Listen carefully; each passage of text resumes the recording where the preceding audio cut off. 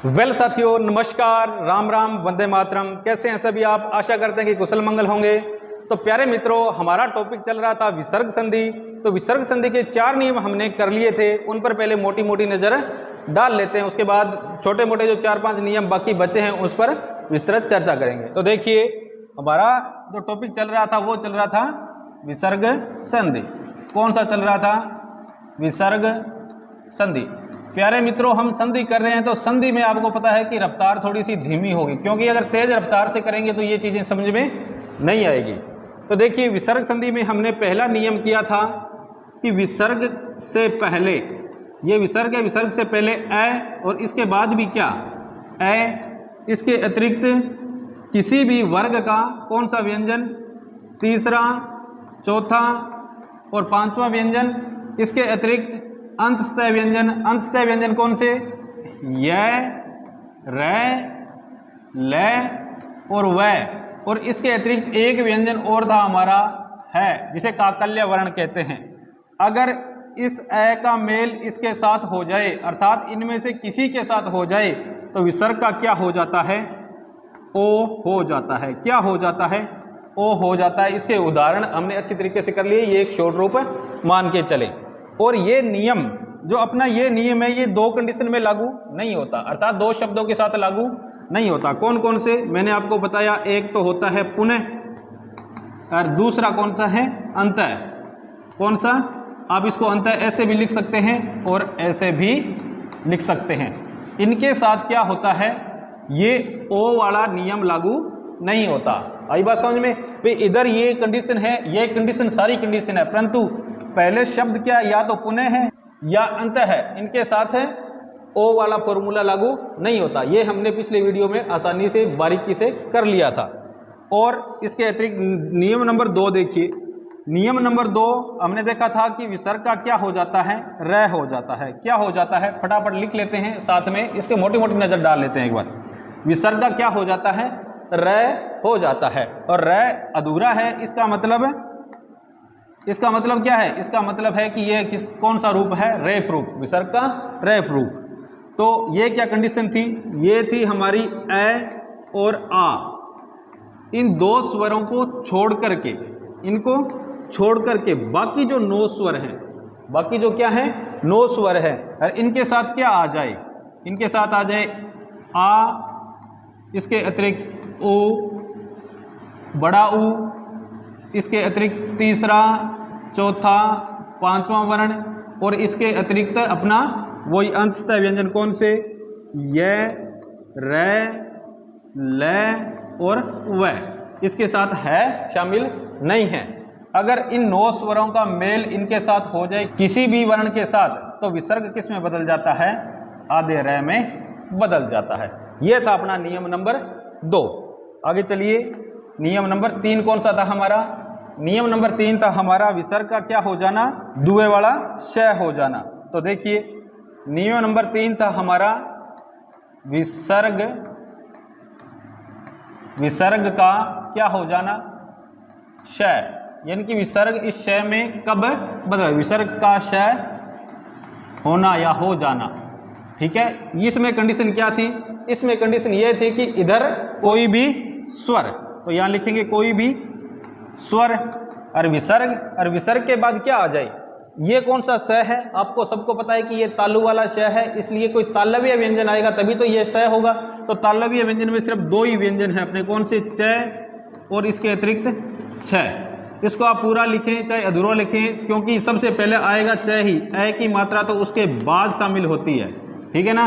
और इसके अतिरिक्त ये श, ये आ जाए, अगर किसी भी स्वर का मेल इन तीनों में से किसी के साथ हो, तो विसर्ग किस में बदल जाता है? विसर्ग बदल जाता है दुए वाले श में, और वो भी आधे में। इस बात का ध्यान रखना। अब चलिए नंबर 4 पर, जो मोटा मोटा नियम हमने नंबर 4 किया था उस पर थोड़ी सी चर्चा कर लेते हैं। उसके बाद अपने नियम नंबर 5 से आज प्रारंभ करेंगे। तो देखिए, नियम नंबर 4 क्या कहता है? नियम नंबर 4 ये कौन सा है? स सलजम, इसके बाद विसर्ग का क्या हो जाना? इसकी चर्चा हमने पिछले वीडियो में अच्छे तरीके से कर ली है।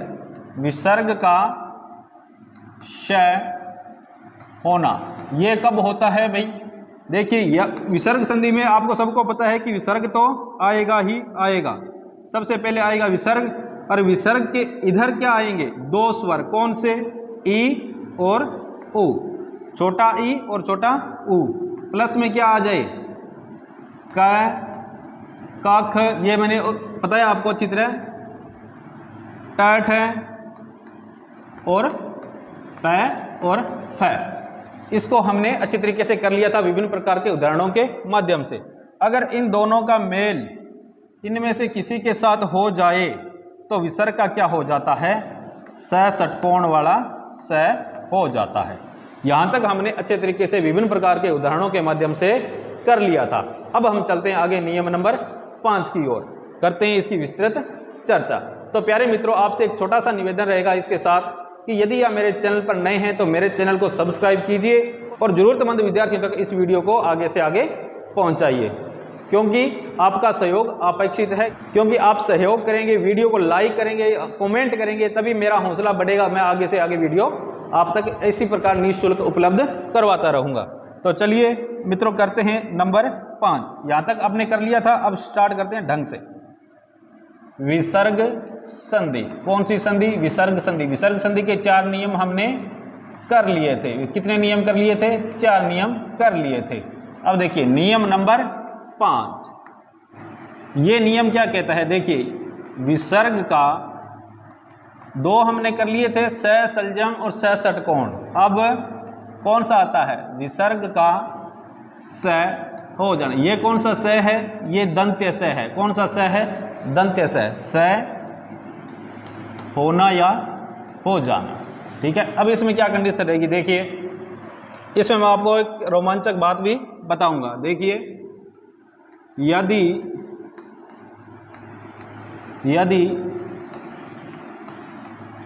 विसर्ग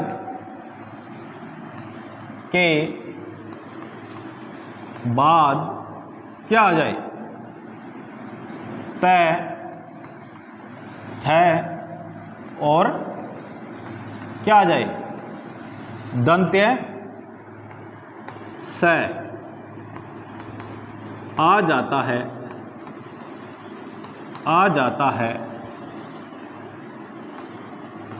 तो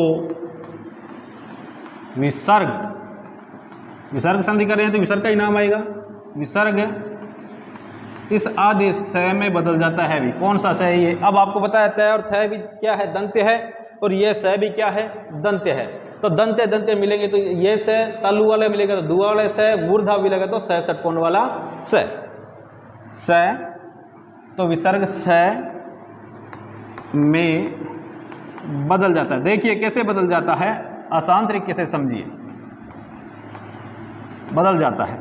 अब इसका थोड़ा सा शॉर्ट रूप लिख लेते हैं। कैसे? देखिए, ये कह क्या रहा है कि कोई भी स्वर यानी कि विसर्ग और विसर्ग के प्लस में क्या आ जाए? त, थ और स, ये चीज आ जाए और इनका मेल इनके साथ हो जाए तो विसर्ग किस में बदल जाएगा? दंत्य स में बदल जाएगा। आई बात समझ में यहां तक? अब देखिए, अब इसको हम उदाहरण के माध्यम से समझ लेते हैं, क्योंकि कोई भी चीज़ है बिना उदाहरण के समझ में नहीं आती। तो चलिए उदाहरण देख लेते हैं। देखिए, अब यहाँ पर एक रोमांचक किस्सा, देखिए क्या है। सबसे पहला उदाहरण ही ले लेते हैं, साथ में समझ लेते हैं और साथ में इसके बारे में जान लेते हैं। एक उदाहरण लिया मैंने, नमः प्लस ते। नमः प्लस ते। अब आपको पता है कि इधर क्या है? ए स्वर आ गया, यानी कोई भी स्वर आ गया, और इधर क्या है? त, थ और स में से कोई भी आएगा विसर्ग के बाद, तो विसर्ग किस में बदल जाएगा? स में। तो क्या बन जाएगा? नमः आधा स, क्योंकि विसर्ग किस में बदल जाएगा? स में, और तय नम क्या बन गया? नमस्ते। क्या बन गया? नमस्ते। अब देखिए, इसका मेल इसके साथ हुआ, इसके ये किस में बदला? आधे स में बदला और अपना शब्द बन गया नमस्ते। अब नमः प्लस ते, नमः यानी कि नमन करते हैं। नमः का मतलब क्या होता है? नमन करते हैं। और ते का मतलब क्या है? उनको। ते का मतलब क्या है? उनको।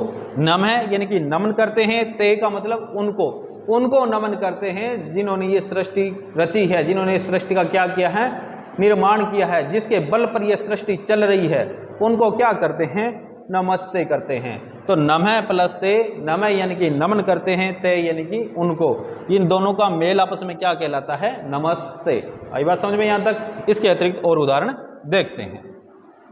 एक उदाहरण है यहाँ पर दो प्लस तर, क्या लिखा है, दू प्लस तर। तो आपको पता है दू का दू लिख देंगे, तर का तर लिख देंगे, और ये जो विसर्ग है ये किस में बदल जाएगा, क्योंकि आगे तय है तो विसर्ग किस में बदल जाएगा, आधे से में। तो यहाँ पर हम आधा से लिख देंगे, तो क्या बन जाएगा, दुस्तर। अब देखिए इसी तरीके एक उदाहरण और देख लीजिए। मैंने यहाँ पर लिखा नी प्लस तेज, नी प्लस तेज। तो आपको पता है नी का क्या लिखेंगे, नी, और तेज का लिख देंगे तेज, और ये विसर्ग किस में बदल जाएगा, आधे से में। तो क्या बन जाएगा, निस्तेज। ये था अपना नियम नंबर 5, छोटा सा नियम। अब देखिए आगे थोड़ा सा सम। तो लिखिए नियम नंबर 6, यदि विसर्ग के बाद कौन सा व्यंजन वर्ण आ जाए, एक ही व्यंजन वर्ण याद रखना है, कौन सा, रै, क्या आ जाए, यदि विसर्ग के बाद रै आ जाए तो, अब समझने वाली बात है कि विसर्ग के बाद क्या आ जाएगा, रै आ जाएगा। तो विसर्ग लुप्त हो जाता है, क्या हो जाता है, लुप्त हो जाता है, विसर्ग लुप्त हो जाता है। और इसके साथ एक कंडीशन और होती है, जो विसर्ग से पहले क्या होता है, जो स्वर होता है वो क्या हो जाता है, दीर्घ हो जाता है। और विसर्ग से पहले का, अब आपको घबराने की आवश्यकता है नहीं, आगे एग्जाम्पल करेंगे तो आपको समझ में आ जाएगा आसान तरीके से कि कैसे लघु का दीर्घ हो जाता है, कैसे विसर्ग लुप्त हो जाता है। तो क्या लिखा है, विसर्ग से पहले का स्वर, विसर्ग से पहले का स्वर क्या हो जाता है, दीर्घ, या यूं कहें हम बड़ा हो जाता है, हो जाता है। कैसे सर, अब इसको समझिए, देखिए इसको थोड़ा सा समझ लीजिए। अब ये कंडीशन क्या कह रहा है, ये कह रहा है कि विसर्ग के बाद अगर क्या आ जाए, ये विसर्ग है, ये प्लस का निशान है, इसके बाद क्या आ जाए, रै आ जाए। तो यहाँ पर जो भी स्वर होगा, जो लघु स्वर होगा वो क्या हो जाएगा, बड़ा हो जाएगा, और विसर्ग क्या हो जाएगा, लुप्त हो जाता है। क्या हो जाता है, ये क्या हो जाता है, ये तो हो जाता है दीर्घ, और विसर्ग हो जाता है लुप्त, यदि विसर्ग के बाद क्या आए, रै आए, ये कंडीशन हो। कैसे सर, देखिए एक यहां पर एग्जांपल लेता हूं मैं, नी प्लस रव। अब आपको पता है कि विसर्ग के बाद क्या आ गया, रै आ गया, और रै से पहले नी क्या है, छोटा है या बड़ा है, कि सर छोटा है, तो ये क्या हो जाएगा, बड़ा हो जाएगा, और अपना शब्द क्या बन जाएगा, नीरव। क्या बन जाएगा, नीरव। इसी प्रकार नी प्लस रस, तो क्या बन जाएगा, विसर्ग हो जाएगा लुप्त, नी हो जाएगा बड़ा, तो क्या हो जाएगा, नीरस। आई बात समझ में। यानी कि विसर्ग संधि अगर तोड़ेंगे तो ये नी क्या हो जाएगा, छोटा, और इसके साथ क्या आ जाएगा, विसर्ग। अगर संधि शब्द बनाएंगे तो विसर्ग हो जाएगा लुप्त, और अपना जो स्वर है वो क्या हो जाएगा, बड़ा। इसी प्रकार 2-3 उदाहरण और देख लीजिए, आपके समझ में आ जाएगा। देखिए नी प्लस कोई भी शब्द, जैसे आपको पता है कि नी से जुड़ने वाला शब्द लिखना है यहाँ पर, ऐसा नहीं कि अपने मन से लिख दिया, कुछ भी जुड़ना चाहिए, दोनों शब्दों का कोई ना कोई अर्थ होना चाहिए। तो यहाँ पर मैंने लिखा रज, क्या लिखा, रज। तो आपको पता है कि नी क्या हो जाएगा, बड़ा हो जाएगा, और विसर्ग हो जाएगा लुप्त, तो क्या बन जाएगा, नीरज। क्या बन जाएगा, नीरज। आगे देखिए नी प्लस रद क्या हो जाएगा? नीरद। क्या हो जाएगा? नीरद। नी प्लस रोग क्या हो जाएगा? नी आपको पता है बड़ा हो जाएगा, निरोग। आई बात समझ में? इस प्रकार अपना ये छठा नियम यहाँ पर कंप्लीट हो जाता है। ज़्यादा उलझने की आवश्यकता नहीं है, बस आपको रह देखना है और नी को क्या करना है? बड़ा करना है। और आपको बड़ा दिया है, यहाँ पर आपको पता है रह सबको में रह आ रहा है, और पहले मात्रा कौन सी है? बड़ी मात्रा है, तो संधि विच्छेद करेंगे तो मात्रा कर देंगे छोटी और विसर्ग लगा देंगे, विसर्ग संधि कंप्लीट। आई बात समझ में? घबराने की आवश्यकता तो है ही नहीं। चलिए आगे चलते हैं नियम नंबर 7 की। आगे छोटे छोटे नियम हैं, इसमें कुछ ज़्यादा माथापच्ची है नहीं, बस आप एक बार उसको देख लें, उसको समझ लें। शब्द देखते ही आप पहचान जाएंगे कि इसमें कौन सी संधि है? विसर्ग संधि है। और वो है कि कई बार क्या है, विसर्ग का कोई परिवर्तन नहीं होता। विसर्ग में क्या होता है? कोई परिवर्तन नहीं होता। और कई बार जैसे अपने दंत्य स, तालु शर ये आ जाते हैं, तो ये क्या डबल आ जाते हैं, विसर्ग की जगह ये लग जाते हैं। तो इनके 2-4 उदाहरण देख लीजिए, आपके समझ में आ जाएगा। चलिए देखिए, नियम नंबर 7 लिख लें या कुछ भी लिख लें। विसर्ग का न बदलना। विसर्ग का न बदलना, विसर्ग नहीं बदलेगा। ठीक है, जैसे कई शब्द हैं, प्रातः प्लस काल, तो इसका संधि विच्छेद आपको पता है क्या हो जाएगा? प्रातः काल। इसमें विसर्ग में कोई परिवर्तन नहीं होगा। जैसे रज प्लस कण, तो क्या हो जाएगा? रज कण, तो इसमें कोई परिवर्तन नहीं होगा। जैसे दु प्लस ख, तो क्या हो जाएगा? दुख हो जाएगा। क्या हो जाएगा? दुख हो जाएगा। इसमें कोई परिवर्तन नहीं होगा। अब मैंने इसके अतिरिक्त आपको बताया था, शुरू में मैंने 2 शब्द लिखवाए थे, और वो मैंने आपको बताया था कि बाद में बता दूंगा। आपको कंफ्यूज करने के लिए शुरू में, अर्थात पहले वीडियो में उदाहरण दिया था ओ का नियम वाला, उस समय मैंने 2 शब्द लिखाए थे, वो 2 शब्द इसमें आएंगे भी। इसमें विसर्ग में कोई परिवर्तन नहीं होगा। कैसे? देखिए, अपना शब्द था अधय प्लस पतन। क्या था? अधय प्लस पतन, तो क्या आएगा? अधय पतन ही आ जाएगा भाई, कोई परिवर्तन नहीं होगा। इसके अतिरिक्त अपने पास एक शब्द और था, पेय प्लस पान। क्या था? पेय प्लस पान, तो इसका संधि शब्द क्या बन जाएगा भाई? पेय पान। आई बात समझ में? अब कुछ शब्द और है, जैसे यानी कि उनका क्या हो जाता है? स डबल आ जाता है। कैसे आ जाता है? देखिए, उसमें भी थोड़ा सा ध्यान दीजिए। बस ये तो 2 नियम गौण से ही मानो, क्योंकि ये चीज़ इसमें कोई परिवर्तन नहीं होता। देखिए, अब कुछ शब्द ऐसे हैं, ये थोड़ा सा अलग ही करके लिख लेना इसको। जैसे मैंने यहाँ लिखा दु प्लस शासन। क्या लिखा? दु प्लस शासन, दु शासन, ऐसे लिख सकते हैं। इसको आप ऐसे भी लिख सकते हैं। कैसे? दुष। ये अब देखो, ये जो स है ये आधे स में बदल गया, आगे क्या है? शासन। क्या है? शासन। इसी प्रकार और उदाहरण देखिए, दु प्लस साहस। अब देखिए, तालुष है, तो यहां पर आधा क्या आया? तालुष है। अब यहां पर क्या है? दंत्य स है, तो अब क्या आ जाएगा? दंत्य स आ जाएगा। यहां पर आप ऐसे भी लिख सकते हैं, दु साहस, सीधा लिख सकते हैं, दु साहस। और इसको आप ऐसे भी लिख सकते हैं। कैसे? दुस्साहस, ऐसे भी लिख सकते हैं। इसके अतिरिक्त 2-3 उदाहरण और देख लीजिए। इसके बाद अपने करते हैं सभी को एक शॉर्ट ट्रिक। क्या करेंगे? Short trick. देखिए, क्योंकि उसमें आपको समझ में आ जाएगा। देखिए, नी प्लस संकोच, नी प्लस, यहाँ प्लस लगा लेना, संतान। आगे यश प्लस शरीर, निह प्लस शुल्क। आई बात समझ में? अब क्या होगा? इसका अगर संधि विच्छेद करेंगे, संधि विच्छेद तो दिया हुआ है, संधि शब्द बनाएंगे तो एजेटिव ऐसे ही लिख सकते हैं, वरना विसर्ग की जगह क्या लगा सकते हैं? अब देखिए, यहाँ पर स है, तो यहाँ पर आधा दंत्य स आ जाएगा। किसकी जगह?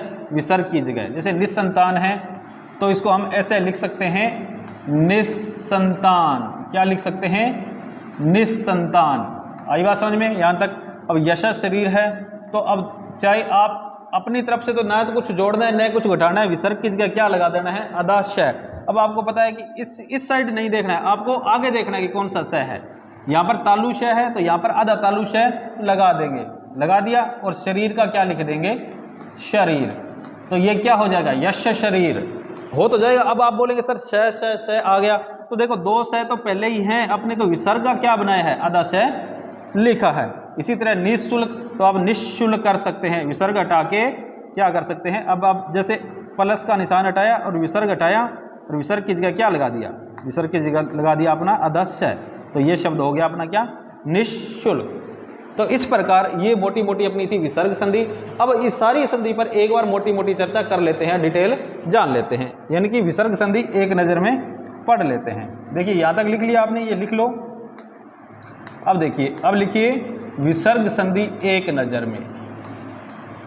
विसर्ग संधि, विसर्ग संधि एक नज़र में। विसर्ग संधि एक नज़र में कैसे कंप्लीट होगी? देखिए, सबसे पहला नियम था अपना, देखिए विसर्ग संधि में मैंने आपको बताया सारे नियम इसमें ही करें। अपने तो करो और रे स लेके बैठ गए। एक तो विसर्ग संधि में आप इतना एक लाइन याद रखें, और रे स लेके बैठ गए, तो और रे का मतलब एक तो ओ और रे। अब आपको पता है रे की और रे आ गया, इसके कौन सा क्या लेके बैठ गया? स। तो स सलजम, स षटकोण और स सलेटी। इसके अतिरिक्त और क्या है? विसर्ग आना और विसर्ग का लुप्त हो जाना। बस अब देखिए मोटे मोटे नियम कितने हैं? 5 और 2 7 नियम मोटे मोटे हैं। विसर्ग का कब आता है विसर्ग, कब विसर्ग लुप्त हो जाता है, और 3 स से संबंधित है, 1 ओ से संबंधित है, 1 रे से संबंधित है। बस अब आपको इतना ध्यान, अगर वाक्य में ये चीज़ दिख जाए आपको, अब ये रे है आपको रेफ रूप में दिखेगा। कैसे? ऐसे, जब तक आगे कोई स्वर नहीं आएगा। स्वर आते ही ये आधा रे है, इसको स्वर क्या कर देगा? पूरा कर देगा। ठीक है, जैसे हमने एक उदाहरण देखा था, क्या? नी प्लस आशा। क्या देखा था? नी प्लस आशा। तो देखिए अब अपने क्या है, ये ऐसे बदलेगा निर प्लस आशा। क्या बदलेगा? निर प्लस आशा। तो अब ये क्या है कि ये आ है, इसको क्या करेगा? पूरा करेगा। तो शब्द क्या बन जाएगा? निराशा। क्या बन जाएगा? निराशा। आई बात समझ में?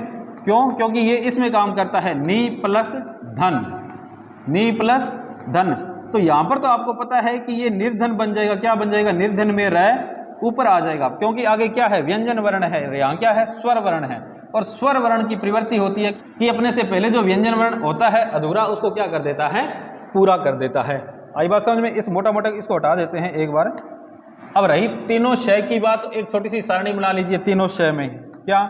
देखिए अपने पास क और ख है, इसके बाद च और छ है, इसके बाद ट और ठ है, इसके बाद त और क्या है? थ है, इसके बाद प और फ है। अब देखिए, अब आपको इस बात का ध्यान रखना है कि ये है तालव्य व्यंजन, तो ये है अपना दुए वाला श में बदल जाएगा। ये है अपना दंत्य, तो ये अपना दांत वाले में बदल जाएगा। और आपके बच गए 3, कौन सा? एक ये और एक ये। आई बात समझ में? ये तीनों किस में बन जाएंगे? अपने स षटकोण वाले से में। तो इस बात का आप ध्यान रखें, इनको रटने ये अपने नियम में आपने पढ़ लिया। अब नोट रूम में इस पर आप एक बार नजर डालेंगे, आपको पता चल जाएगा कि च छ के साथ यह स आ जाएगा, त थ के साथ दंत्य स आ जाएगा। इसके बाद 3 बच गए, कख टट पफ, इसके साथ क्या आ जाएगा? अपना स षटकोण वाला स आ जाएगा। यहाँ तक क्लियर? अब विसर्ग संधि में मोटी मोटी बात है कि ये चीज़ें आपको जहाँ भी दिख जाए वहाँ पर कौन सी संधि हो जाएगी? विसर्ग संधि। क्या? ओ आधा रे, ये रे का क्या होगा? रेफ रूप श, और विसर्ग कहाँ लुप्त होता है, कहाँ आगमन होता है। ये चीज़ें आपको किसी भी शब्द में दिख जाए तो वहाँ पर आपको चुपचाप क्या लगा देना है? विसर्ग संधि लगा देना है। इसके अतिरिक्त और देखिए, अब आपको 2-3 शब्द देता हूँ मैं, कमेंट में आप मुझे बताना कि सर इसका क्या होगा। ठीक है, लिखिए 2-3 शब्द लिख लीजिए, ज़्यादा नहीं। नी प्लस कपट, दो प्लस शील, भा प्लस कर। ये तीन शब्द आप मुझे कमेंट में बताएंगे भाई सर इनका संधि शब्द ये बनेगा। आई बात समझ में। इसके अतिरिक्त एक छोटी सी बात और सुनते जाइए जाते जाते। दो शब्द ऐसे हैं जिनके साथ फॉर्मूला काम करता है, कौन सा? देखिए, नमः और कौन सा है? नमः, और नमः के साथ एक और है, कौन सा? पुर। कौन सा है? पुर। पुर कौन सा है? पुर। इसमें क्या होता है, जो कंडीशन लगती है, देखिए नमः और एक शब्द है अपना पुर, इनके साथ आगे प्लस में कोई भी शब्द आ जाए, प्लस में कोई भी शब्द आ जाए तो इस विसर्ग का क्या हो जाता है? आधे स में बदल जाता है भी जाते जाते वक्त। इस बात का और ध्यान है रख लेना। जैसे मैंने यहाँ शब्द लिखा नमः प्लस कार, नमः प्लस कार, तो क्या हो जाएगा? नमस्कार। क्या हो जाएगा? नमस्कार। और एक क्या है, जैसे यही बात पूरे पूरे प्लस कार, तो क्या हो जाएगा? पुरस्कार। क्या हो जाएगा? पुरस्कार। इस बात का आप ध्यान रखना, क्योंकि इसके साथ वो फॉर्मूला है, परंतु ये चीज़ें इनके साथ हमेशा लागू होती है। इसी के साथ ओ का मैंने आपको नियम बताया, वहाँ पर भी मैंने आपको दो शब्द बताए थे। एक बताया था अंत और एक शब्द बताया था मैंने आपको पुनः। इनके साथ वो कंडीशन होती है तो ओ में नहीं बदलता, यानी कि पहला रूल में ये दो शब्द आ जाए तो वो रूल काम नहीं करेगा। जबकि विसर्ग किस में बदल जाएगा? ये विसर्ग किस में बदल जाएगा? आधे रे में। जैसे मैंने आपको उदाहरण भी दिया था, कौन सा? पुनः प्लस जन्म। पुनः प्लस जन्म, तो हमने लिखा था पुनर्जन्म। क्या लिखा था? पुनर्जन्म। ये चीज़ें हमने, जैसे अंत प्लस धान, अंत प्लस धान क्या हो जाएगा? बराबर है अंतर धान। क्या हो जाएगा? अंतर धान। आई बात समझ में। ये चीज़ें मैंने आपको पहले वाले वीडियो में भी अच्छी तरीके से करवा दी है। तो प्यारे मित्रों, आपसे पुनः निवेदन रहेगा कि यदि आप मेरे चैनल पर नए हैं तो मेरे चैनल को सब्सक्राइब कीजिए और वीडियो को आगे से आगे शेयर कीजिए। तो प्यारे मित्रों, आगे मिलते हैं एक नए टॉपिक के साथ। तब तक के लिए नमस्कार।